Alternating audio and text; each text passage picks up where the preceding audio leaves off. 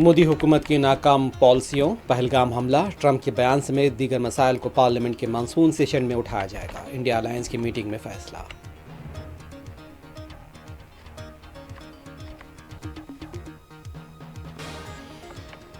चंडीगढ़ के furniture market में इंतजामिया की इंहदामी कार्रवाई। तकरीबन 15 एकड़ ज़रिया अराजी पर कब्जा करके कायम की गई थी मार्केट, इंतजामिया का दावा।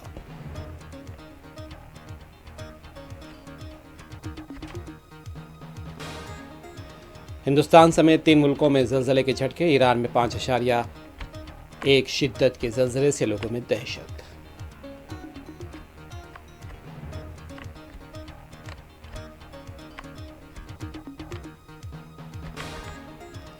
लॉस एंजलिस उड़ान भरने के बाद तैयारे के इंजन में लगी आग। डेल्टा एयरलाइंस की फ्लाइट की इमरजेंसी लैंडिंग। तैयारे में सवार 300 मुसाफिर महफूज।